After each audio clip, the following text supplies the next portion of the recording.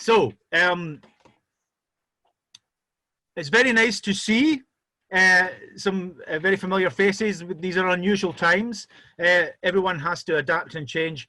And we are very, very grateful for our speaker tonight for agreeing to do this.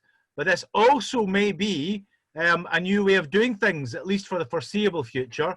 We will obviously always go along with whatever government guidelines there are, but basically arts venues, theatres, pubs, etc.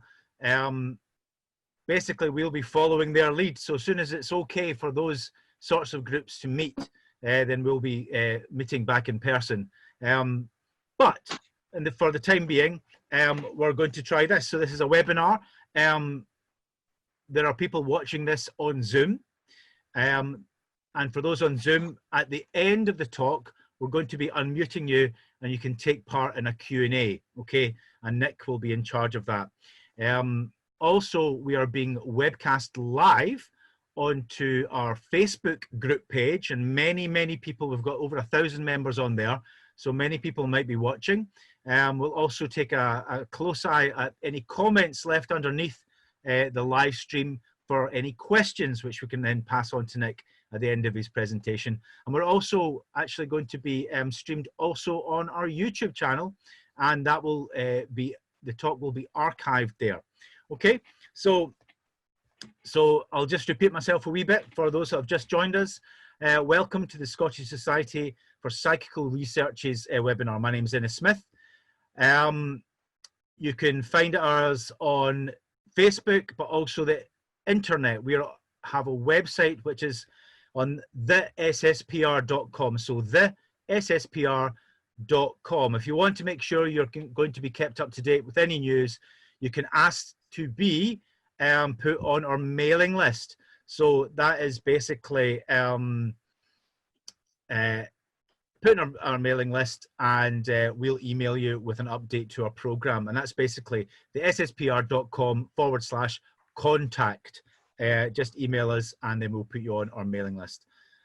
A wee bit about the society for anybody that might be watching or this might be new to you.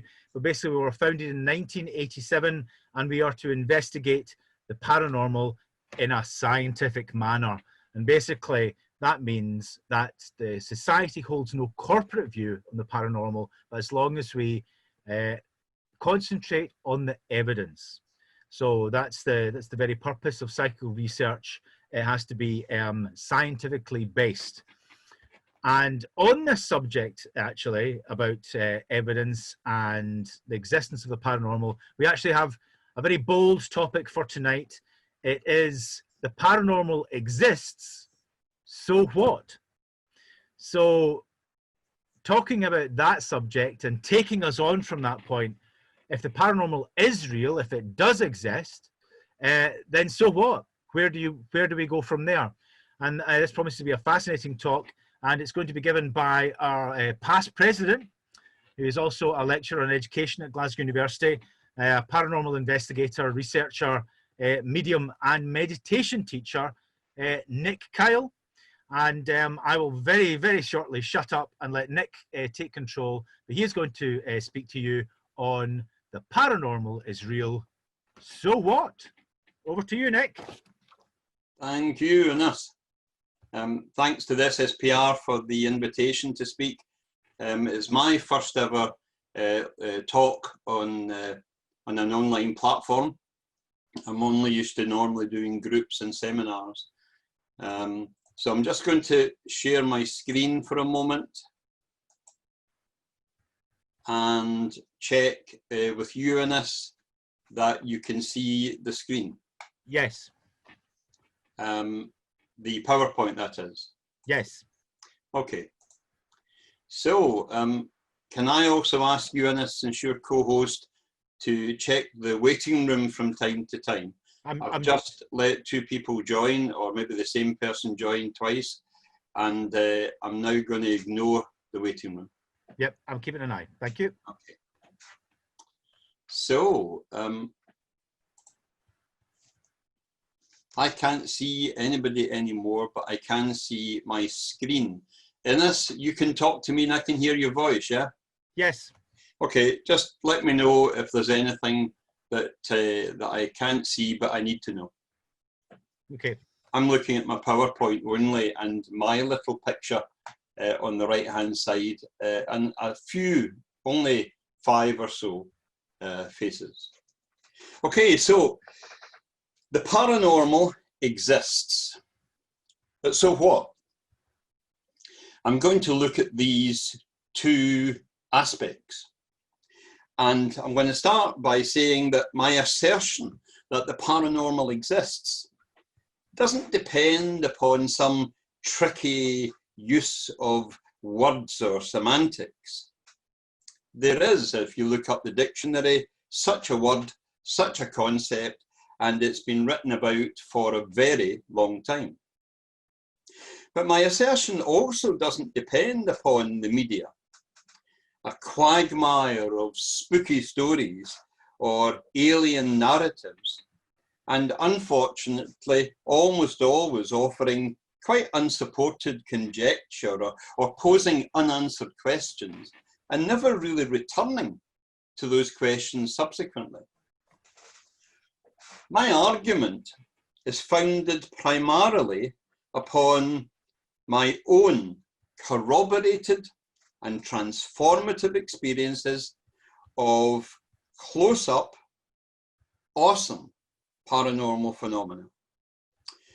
And secondly, it's supported by striking personal accounts of other people whom I trust. And it's all set in the context of impressive global research findings.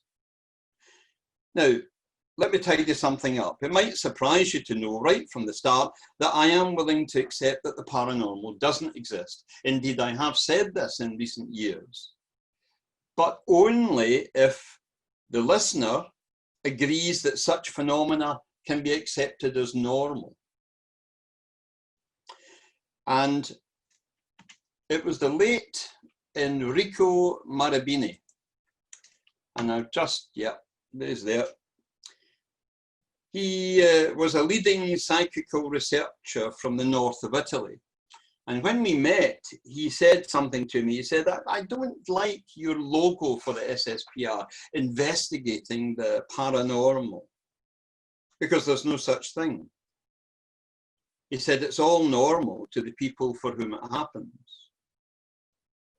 But even acknowledging the truth of that, I would still like to use the term paranormal simply to refer to purported events or phenomena that are inexplicable to current science. And that category of phenomena should illumine our human experience. In other words, I'm acknowledging that there will be some things that are inexplicable, but if you knew that they existed somewhere in the universe, it wouldn't really affect the way you live your life. So where do I start? My own strange psychic experiences, if you like, began as a young child, raised in a Christian house. My father was the pastor of South Ballyhullish, which some of you will know is near Glencoe. And I was brought up from the earliest age to have a powerful belief in God and the devil. Psychic impressions that I had as an 8-year-old, such as sensing energies moving around the church or seeing certain stones pulsing with energy. These were seen by me and by others as some sort of spiritual gift. Perhaps if they were strong and they contained information with them, they would be seen literally as visitations by the Holy Spirit. But I had a problem with this interpretation of what was happening that I couldn't really tell anyone about, because the Holy Spirit sounded like my grandmother. And she spoke of the shared memories that we had before she passed. And I really couldn't tell anyone, because to show a strong interest in developing these gifts was seen as not what God wants. If God wants you to have these gifts, he'll give them to you. So any other interest would be the work of the devil. But I did read my Bible, and I found support in the New Testament from Paul, who wrote in 1 John chapter 4, verse 1, "My dear friends, do not believe all who claim to have the Spirit, but test them to find out if the Spirit they have comes from God."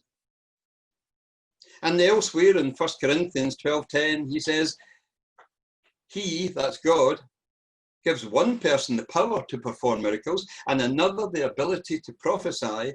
He gives someone else the ability to discern whether a message is from the Spirit of God or from another spirit." But here was my dilemma. I was a young child. Even in secondary school, I found it difficult to test spirit. It was only when I went to university that I learned how to conduct research. And I realized that developing spiritual gifts, or the gift of discernment, developing my intuition and trying to make sense of these aspects of human experience, it didn't mean I had to kiss my brains goodbye. Approaching paranormal phenomena as an open-minded but skeptical investigator who is also an experiencer, it's a difficult balance to maintain. I have one foot in the dominant scientific need for repeatable, quantitative, objective, hard evidence. And my other foot is in a banana skin of qualitative analysis and individual subjectivities for the many paranormal claims and conspiracy theories and extraterrestrial beliefs that are out there. But my equilibrium returns a little when these worlds overlap, and occasionally I find strong evidence to support extraordinary claims. Two portrait photographs on the wall of my study sum up the dichotomy.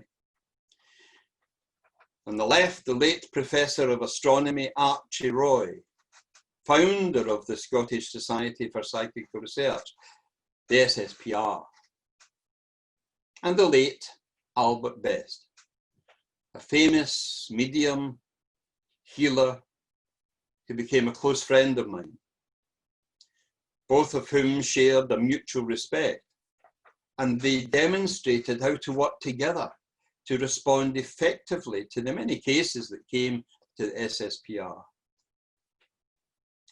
I want to unpack the context of paranormality before we focus on my own key influences and personal encounters.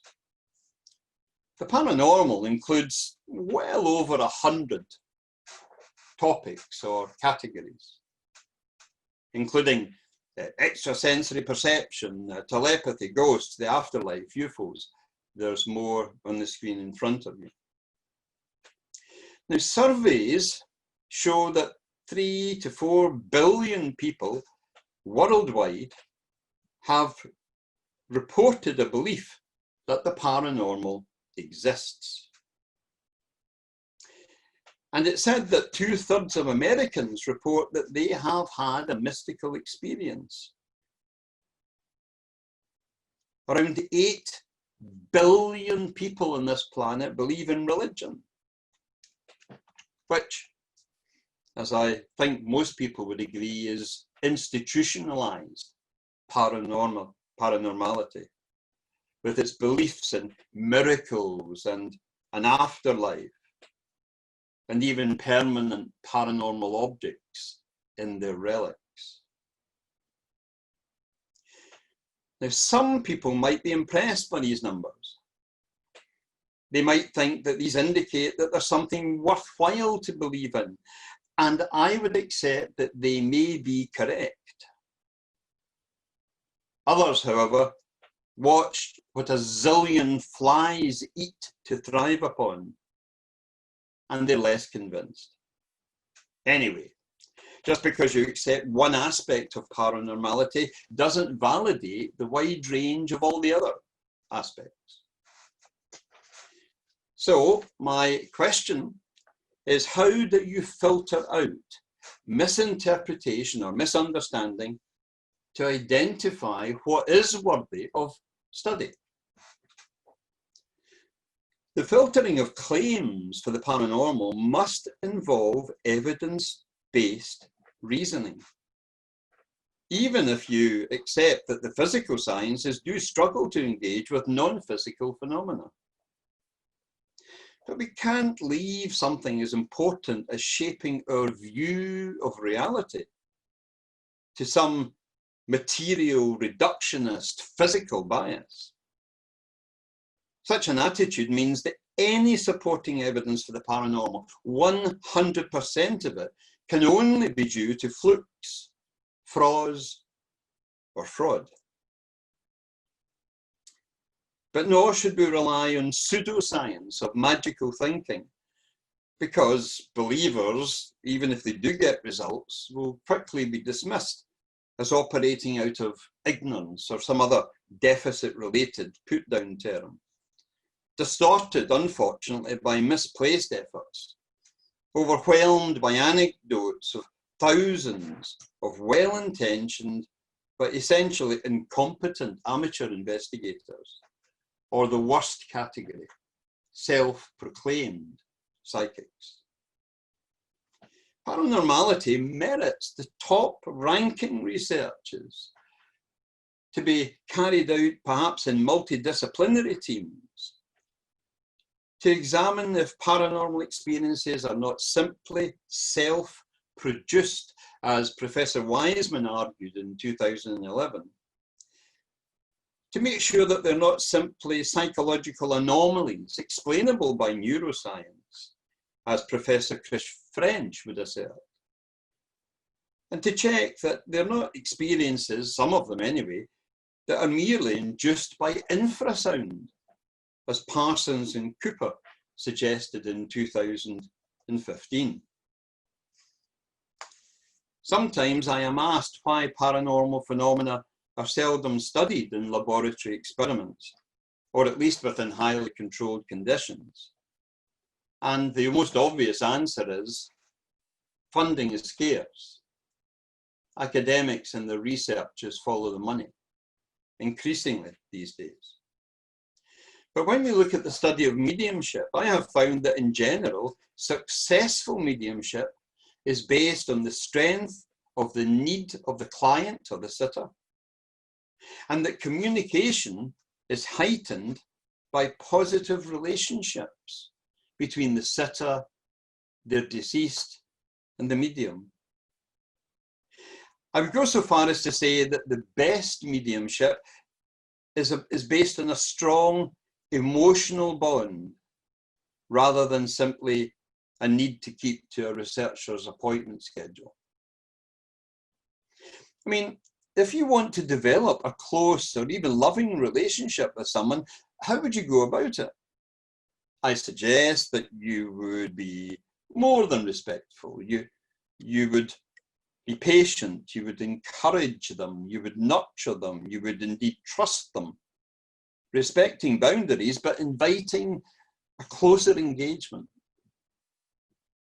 Compare that with the formality of a skeptical, even hostile researcher who implicitly and sometimes explicitly doesn't trust anything, who checks everyone and everything for signs of cheating, always constantly looking for alternative explanations, sometimes using intrusive questioning, and I have known even intimate searches to be carried out within the context of the pressures of demands to produce on time for what is an artificial agenda. No wonder that productive working relationships between researchers and mediums have proved to be so difficult over such a long time. I hope it will be eased now. I think there's a new understanding from university researchers, and I'm thinking of Professor Chris Rowe, president of the London SPR, who's working with some of his colleagues in a much more supportive and interactive integrated approach to mediumship.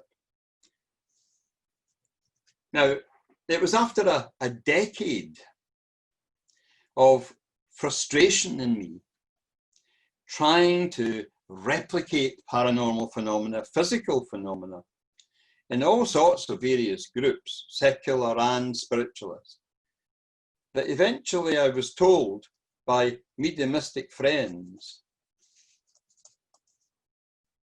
that maybe I needed to replace my skepticism, my minimalist evaluations, with a sense of wonder, with excitement, with positive emotions, even a loving group bond between sitters, because it would create better conditions for phenomena. And here's the point I wish to make about that perspective. It produced results almost immediately. It worked. And that's why I wonder if immersive field research,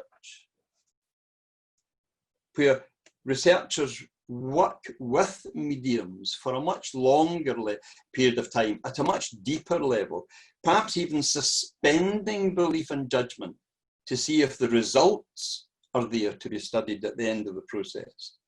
That might be more productive than previous efforts. But here I have to say something a little bit provocative, I think. I think mediums could do a lot to protect themselves against obvious criticisms. All they would have to do is wear a blindfold and speak indirectly with the sitter through a third party. That would eliminate visual and voice clues. And while such steps would not prevent spirit communication, it would certainly put a stop to cold reading allegations. When I raised this with a spiritualist medium who was giving a talk in Glasgow, she blinked and said she had never heard of such a thing and had never considered it. She obviously doesn't listen to most people who seek to dismiss mediumship for those very reasons. And here is something I've come to after many years of thinking about dark seances, where people sit in blackout conditions. I think that either they need to come out of the dark, literally, or at least allow heat thermal imaging cameras to record the seances. If that had happened, recent fakes would have been caught earlier. There is a mildly provocative side to me. And when I hear about parapsychology, I feel like shouting out, "Oi, show us your numbers," because I know how heavily they are into quantitative analysis. I don't do that anymore because Professor Dean Radin's book, Real Magic, that came out in 2018, provided an overview of thousands of scientific studies of paranormality, or PSI, Psi, he calls it. He asserts that his meta-analyses show very high levels of significance of over 1,000,000,000 to 1 odds that the following phenomena did not happen by chance. Telepathy, largely studied through Gansfeld studies. Perception that seems to transcend both space and time, as seen in clairvoyance perhaps, or remote viewing. Presentiment, where your body reacts, and this can be measured before events take place. And in computerized images, sometimes the presentiment happens before the computer has chosen which images to display. Precognition, knowing the future. Influencing physical systems of all kinds of electrical equipment, but often computers, and certainly random number generators, as I'll be speaking about shortly. and the biggest project of all, the Global Consciousness Project, was able to show that random number generators were being influenced worldwide, a result which is above 1 trillion to 1 greater than chance. And these are not allegations. These are analysis of studies that anyone can go and look at the raw data.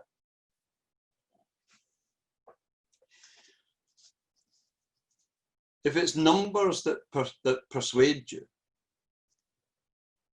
buy the book, look up the studies. I think that there are issues about meta-analysis. Radin himself concludes there is no need for further proof-oriented scientific evidence, and debates will persist over ways to best explain and interpret these data. But the existential question that some forms of PSI or psi paranormality exist is for all practical purposes settled. Is he a lone voice? Even though he's a highly regarded professor. Well, the Professor Jessica Utz, actually president of the American Statisticians Society, she leads statistic analysis in the USA. She gave a speech back in 2016, arguing that the data in support of precognition and possibly some other paranormal phenomena, but definitely precognition, are quite strong statistically and would be widely accepted if it pertained to something more mundane. And she went on to add, when I have given talks on this topic to audiences of statisticians, I show lots of data. And then I ask the audience, which would be more convincing to you? Lots more data or one strong personal experience? And almost without fail, she says, the response is one strong personal experience. So I will take that observation, and on that basis, I can say to you that I have been fortunate enough to have friends who have demonstrated paranormal abilities to me frequently. And I'm thinking of mediums who give consistently accurate and impressive clairvoyance, such as the Scottish medium who is registered blind, Dominic Bogue. I gave Dominic 2 sealed envelopes. I was the only person who put the items inside the envelopes and sealed them and sellotaped them and kept them constantly with me, never out of my grasp. And I handed them to him. One envelope contained a letter and the other contained a photograph. And I asked him to tell me, using his mediumistic skills, what was in these envelopes. He wasn't allowed to open or examine the envelopes. And of course he was blind, but he couldn't even feel what was in them. And he made 75 statements. 56 of the statements were accurate, as judged by the person who wrote the letter and provided the photograph. Dominic didn't even know that they belonged to the same person, although he was able to tell me. He went further. He told me who the letter was about and named the person.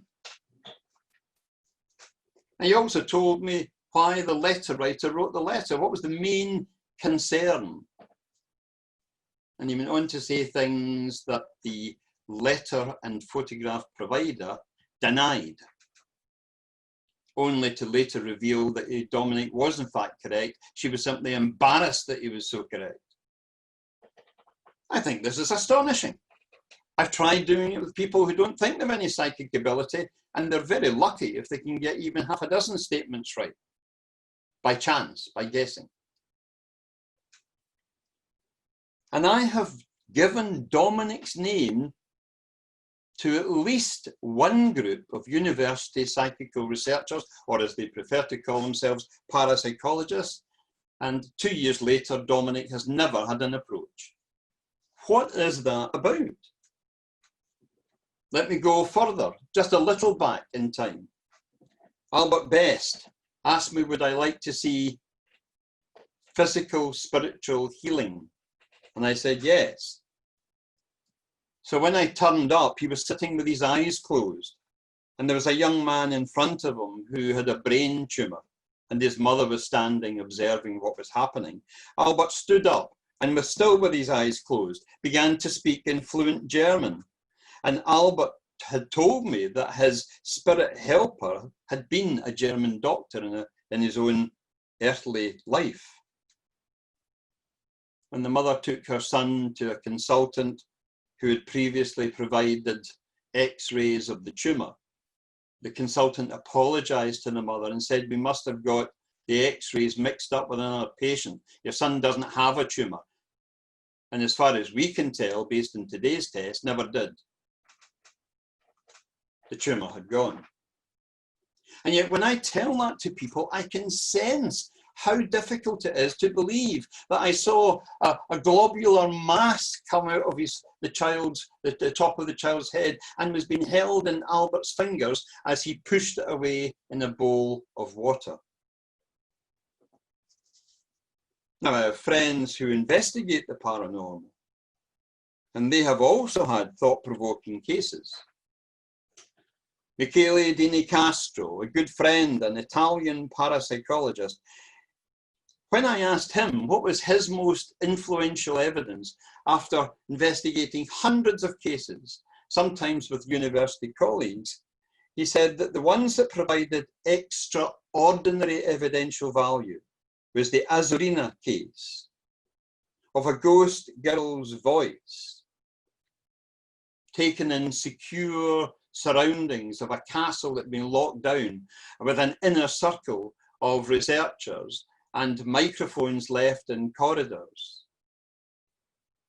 And the little girl was heard on several occasions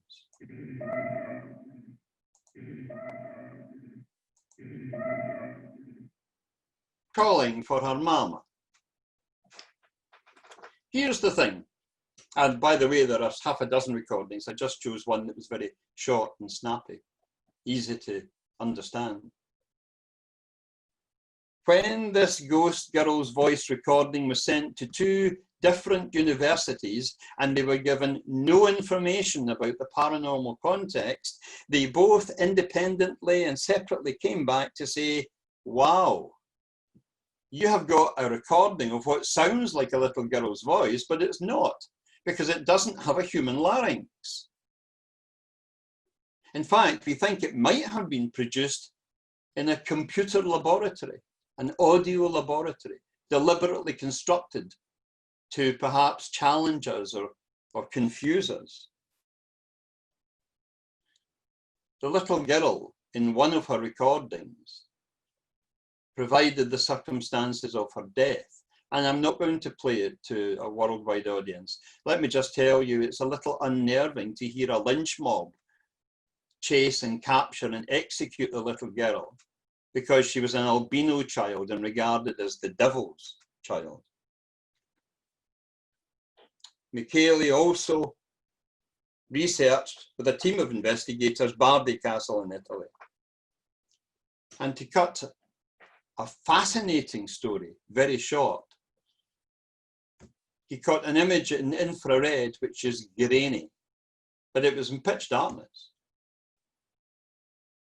But I reckon that that's possibly the best ghost photograph in the world. And some of you will be wondering if my judgment's gone off to claim that that very grainy photograph could be the best. But look at the one to the right, because simultaneously running beside that infrared camera, there's a heat thermal imaging camera, getting a heat thermal image of the infrared image. In other words, that ghost was not a visual anomaly. That ghost was emitting heat. Hi, your image is over the top of that picture on my screen, Nick. Is that in the case for everybody? I don't think I can. Does that help? Arlo? Not for me. It's still there. I don't know. Is there a way to move the image of you but still see your screen? I don't know. And this, what does it look like to you? No, can't hear on this. I'm gonna carry on. Arlo. Yeah, I can see everything. Yeah. Okay. The heat thermal images shows that there was something physically in that space, and you can see a close correspondence between the two images. In fact, the heat thermal images, if you're used to reading them, and I'm not, but I have this in good authority, the brighter colours indicate more heat. In other words, it's the wound on the upper left arm is consistent with what a wound would look like if viewed through a heat thermal imaging camera. Now, Michele continues to conduct experiments, and for 15 years he has shown repeatedly that people can influence the physical environment around them. He particularly focuses on random number generators, and he says that this interference with the operation of the machine is done telepathically, sometimes at key moments of seance phenomena. Michele and his partner Federica visited Scotland and stayed with my wife Sarah and I. And we took them to Edinburgh, and we took them to Greyfriars Kirkyard. And as we approached the Covenanters prison, his partner Federica strongly felt the presence of a young lady, a young girl spirit, very close to us. And then Federica jumped. She was standing right beside me. And she reacted and said she had been scratched inexplicably on one side of her neck. And there were 3 scratch marks, wheels coming up as we looked.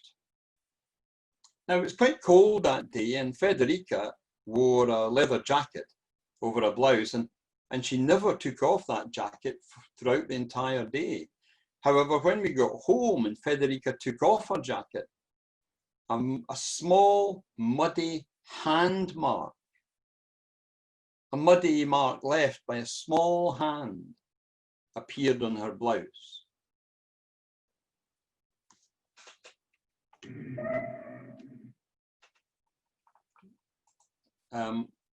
Okay, Steve Mira,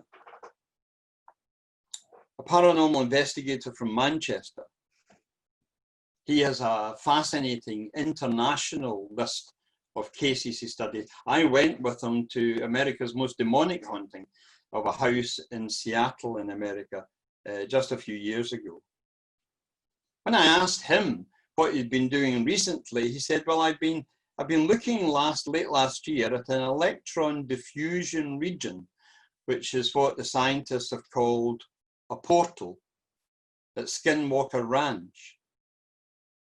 And when I asked him where would he go to seek paranormal phenomena, he said, probably I would go back to Skinwalker Ranch. He said, but I don't need to go that far. I would go to Ireland, and I would go to a place which is an ancient Irish monument. I think it may have been a burial mound. And within an ancient granite wall in Ireland, he could hear a female voice speaking in a language he didn't recognize.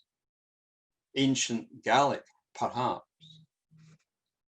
He also said that a mug had dematerialized and then rematerialized.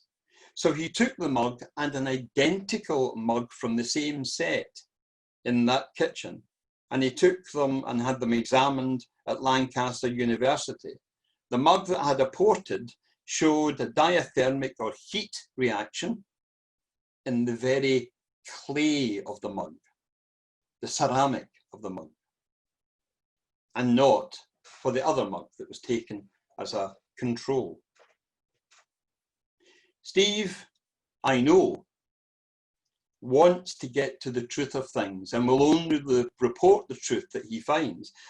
So he's willing to call out hoaxes, even when it's not in his financial interest to do so, such as when he went to Peru and investigated alleged alien mummies, only to find after a great deal of work and effort and indeed some danger, that they were hoaxes as determined by a university in Sri Lanka.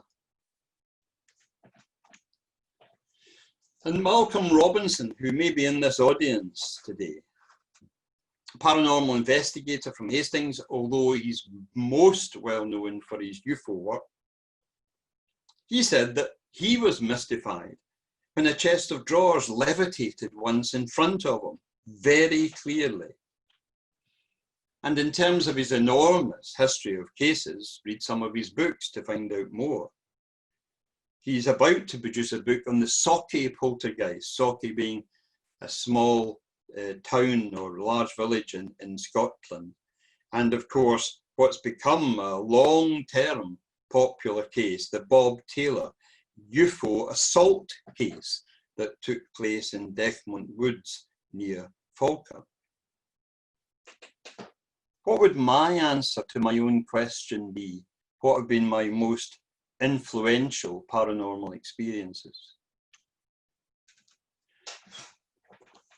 They really began during two sittings in the late 1990s of the Skoll experiments, in which my wife Sarah and I witnessed a very wide range of inexplicable light phenomena.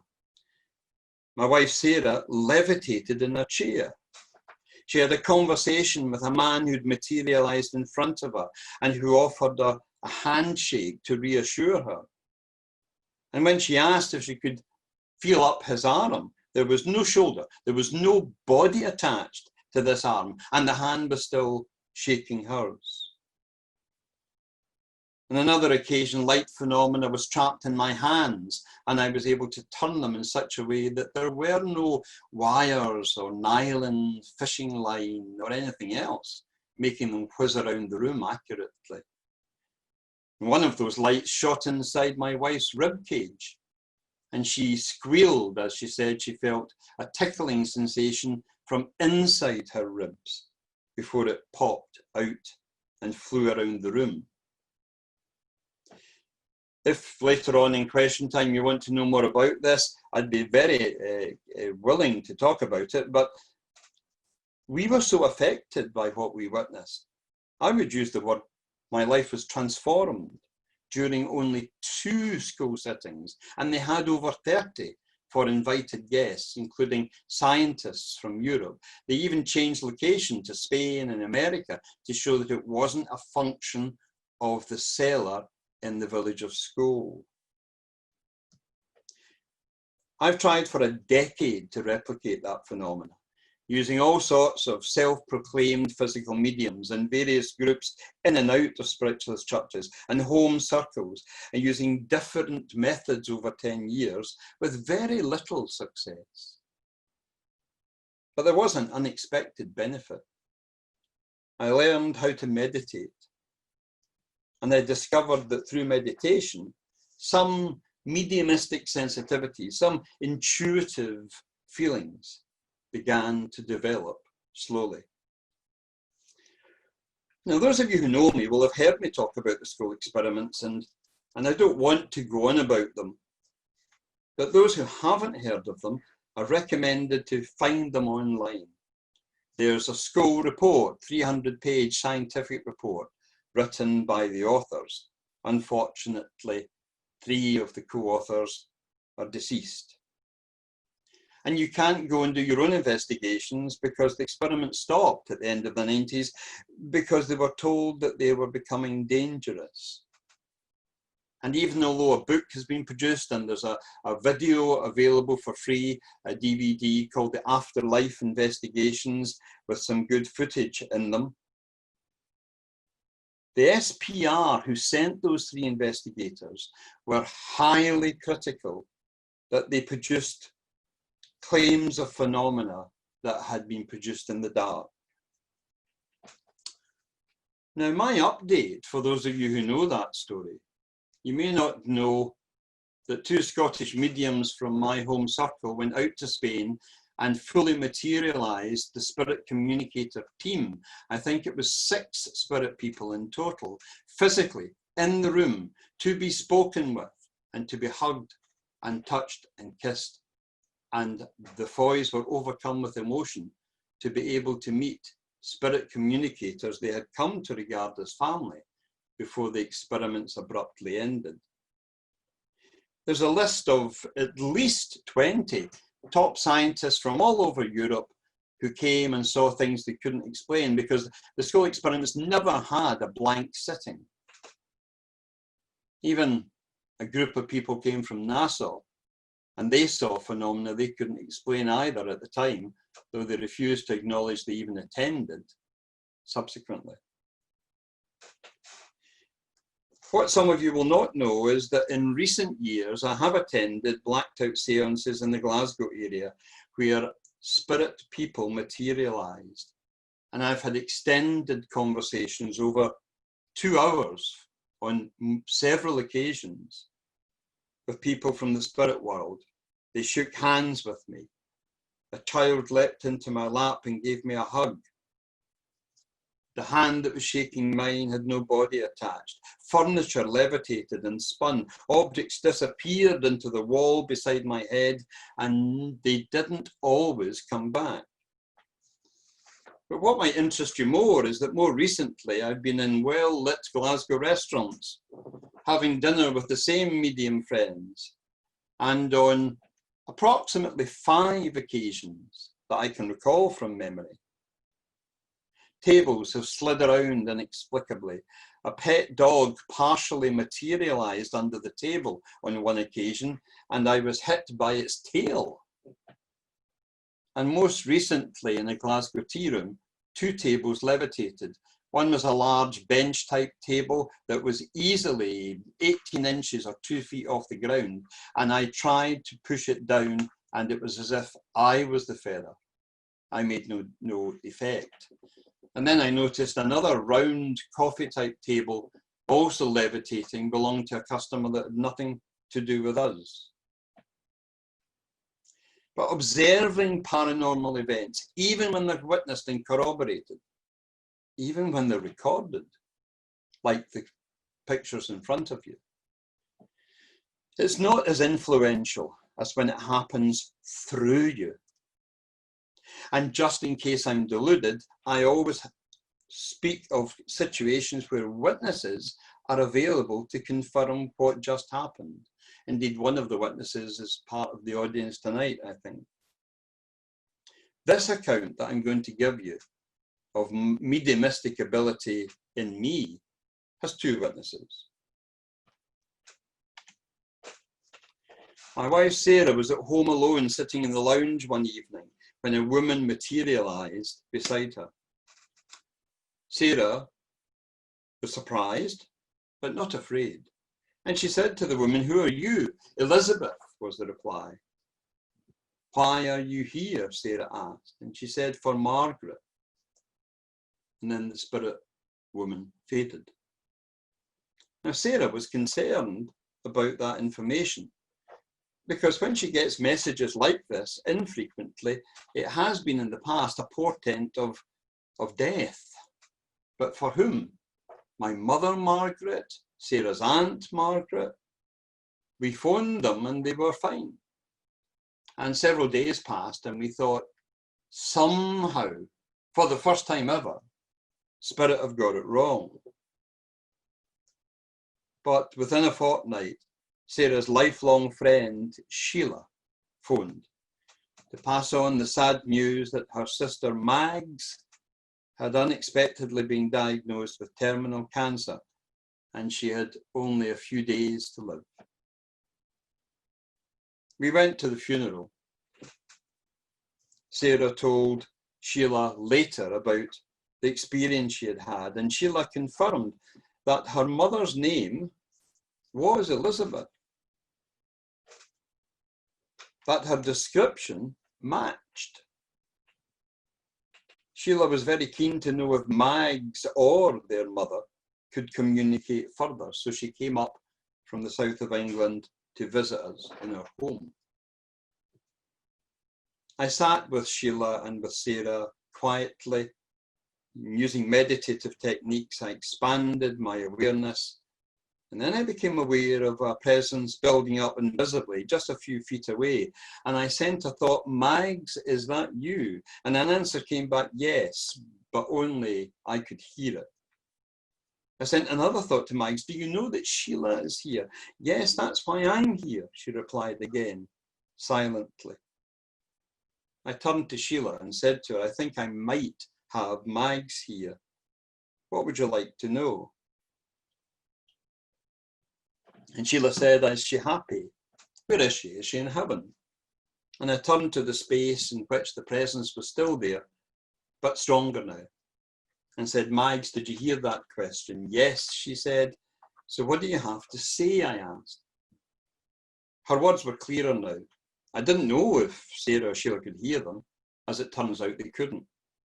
And Mags responded, tell her I'm happy. When I passed, I was welcomed by a group of family and friends, and it was lovely to meet them with hugs and kisses and smiles. I'm in a place like heaven, but it's not perfect. It's not what I imagined it to be. But hey, give me time. And when I relayed these words to Sheila, she smiled. That's so like her, she said. And she explained that Mags had worked as a troubleshooter for her company, being sent to branches to turn them around quickly for the better. She still had a make it better attitude, even in the spirit world. But Sheila surprised me with what she said next. She said, Nick, how do you know it's really Mags? And I turned to the empty space and I said, Mags, did you hear that? Yes, came a reply. And then she spoke to me as if I was a slow learner, which I think I am. She spoke clearly to me and said, tell her that when I passed over, I was met by a group, a committee, if you like, of family and friends, and I made them laugh. I was wearing bright red high heels, and I asked them if it was all right to wear heels here. And a guy stepped forward and said, well, you can if you want, love, but no one's going to hear you coming. And everyone laughed. But I was taken aback. I wasn't laughing. I had asked for proof, and Mags had basically retold the same story. So I turned to Sheila with an apologetic air and said, I'm sorry, Sheila. Mags hasn't given me any additional answers, any proof. She just repeated the same story of meeting people when she arrived on the other side. And Sheila asked me simply to say what I had been told. And I began, she said that when she passed over, she was met by a group, a sort of committee of family and friends, and she made them laugh by saying, I'm wearing bright red high heels, is it okay to wear these here? And then I realized that Sheila was in tears. She said, thank you. That was the proof I needed. And she could probably see from my face that I didn't understand. And she continued, I gave red high heels to replace a pair of flatties on Mag's feet. I gave them to the undertaker with clothes I'd picked out for Mags to wear in her coffin, just before he closed the coffin lid. And I made him promise not to tell anyone. Only one relative was present. Only we knew that that had happened. And Mags, of course. I learned something that day. Just pass on what spirit tell you. Don't try to interpret or evaluate or paraphrase. Don't prejudge. I so nearly ignored the proof that I had been asked for. It had been given to me because I was looking for something that seemed acceptable proof to me. But I was acting in ignorance of the facts. And Mags went on to give additional evidence that she knew what else Sheila had done to ensure that she looked best in her coffin, speaking with humour and cheerfulness and the characteristic love that she was known to have. But my sense of Mags's presence began to fade, and I returned to what I would call a normal state of alert wakefulness. Now, Mags has communicated since then. She shows that she continues to be aware of what's happening in Sheila's life and Sheila's actions and decisions about things. But not often. Not often enough, I'm sure, for Sheila. I have no desire to be known as a medium or a psychic. But it's important to be honest. If you're going to work with people, you have to work with integrity. You have to report strange experiences, and if spirit communications does happen, it should be shared, whether it suits me or not. Similarly, if you have disappointments about spirit communication, if you can see problems, as I have done, you need to report that as well, whether it suits or not. My concerns go beyond any stigmatizing effects of being labeled a medium or a psychic. I would acknowledge that when all's said and done in this field, there's a lot more said than done. I have found few mediums that are as talented as they want people to think they are. But it's not always about money. I know a lot of poor and working mediums. It's often about vanity. Albert Best used to say, when ego walks in, spirit walk out. And he kept confidentiality. He was consulted in his Glasgow flat by international stars from both sides of the Atlantic, heads of state, heads of government. I know because I have his telephone list. He said to me once, when speaking of a high-ranking famous person, someone's distress matters more to me than their status, and they deserve privacy. So what are we to make of all this? The implications of significant research findings, or high strangeness in case investigations? What do we make of the successes of the talented mediums that do exist, the transformative personal experiences of investigators and friends and me? This point is important. In education, if inspectors visit schools, they've been known to respond to wonderful, inspirational stories of what teachers intend to do, their plans, their early steps at implementing them. And the inspector's response can be summed up as, so what? Inspectors want evidence of learning that they can measure. They even want pupils' thinking to be made visible. And this is similar to the position I find myself in now, after more than 30 years of study of troublesome knowledge. No longer troublesome kids.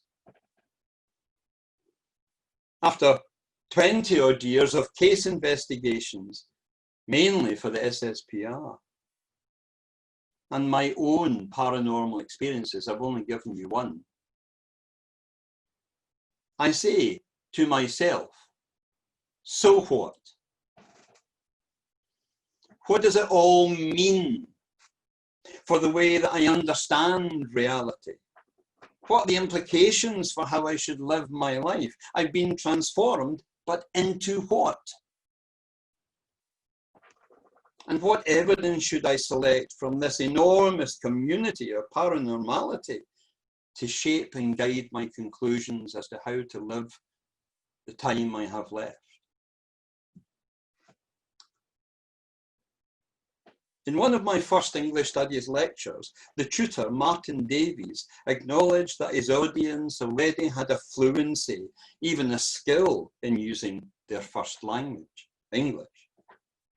But he said in that very first lecture, we need now to learn a language for talking about language, linguistics.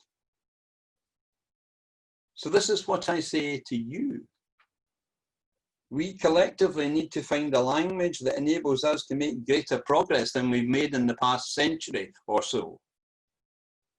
I have a physics professor friend who says, point to any area of mainstream science, choose a time period like 50 years, and you can show demonstrable learning and progress available for anyone to check it out. Take over a century of psychical research, and I think the picture you're left with is confusion.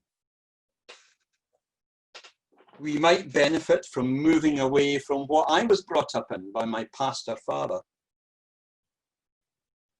where the world is seen as either God or the devil, where there's a duality, a binary thinking, rather than the flexibility of a new spirituality.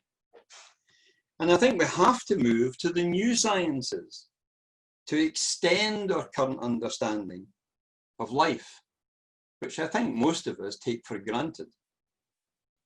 You know, if we knew that there were other dimensions of reality, it would explain a lot to paranormal phenomena, including materializations and dematerializations, including UFO travel conundrums. Even Einstein recognized spooky action at a distance. And scientists who seek to talk about string theory and quantum effects know that they're in such an early stage of their own field. It will take time, especially to bleed through or backwash into the common parlance, the common people. And I'm one of those because I don't know much about quantum effects. But I know that lots of people are claiming the word quantum for their healing modalities or their machinery, and it's always about money. I think even consciousness studies. You think you know how your mind works? Tell me how your subconscious works. It's not available to your conscious mind normally, though it is through hypnosis and perhaps meditation. And then there's the superconscious, a more controversial term. I would suggest to you, if you're honest, you have a limited awareness of your internal world, never mind the universal cosmos, and that very little of what's inside you is observable either. But whatever is inside you, it should inform the way you think and reflect on yourself. We're beginning to hear from scientists small numbers of studies that show that emotions affect our world. Not just our perceptions, not only our bodies, but emotions have been shown in different situations to alter physical reality. And I'm happy to take questions about that, for I have evidence in my own life. However, while we're in lockdown, while science is in transition, I'll pin my conclusion to the end of this talk. I raised this with a group of Canadian psychical researchers and paranormal investigators some years ago. I said, what would you express to your children on your deathbed that you were sure was true? Found as a result of your own efforts, not through books or television. And they began a discussion which was still being talked about 6 years later. One man came up with his own theory. Love is all there is. It underpins everything. It's the most powerful thing to dedicate your life's efforts to understanding, to sharing, to giving, receiving. And I thought that was a good answer. Mine's is a little more limited, a little more cautious. I conclude, after a lifetime of looking into the paranormal, that there is more to life than what we can measure. And that more includes intelligent beings who are able to communicate with us. And some of these beings are recognizable as deceased persons. And I still say, so what? What's the impact of accepting my conclusion? If you can accept my conclusion, it will change your reality. It could open a door of infinite possibilities for you. You will realize something that I have realized. You don't see the world the way it is. You see the world the way you are. And if you can widen your conscious awareness, if you can expand your appreciation of what it means to be a human being, you will realize, as I believe, there is no in and out, here and there, them and us. We're all connected, interconnected, not just with each other, but with all of life. Even as I knew as an 8-year-old in South Ballachulish, the very stones would shine with energy and pulse. And if you get to that point, perhaps you will end up agreeing with Enrico Marabini that what currently seems strange to you could well become the new normal. I hear people talking about a new normal after lockdown, but I think they're on another level. Thank you very much.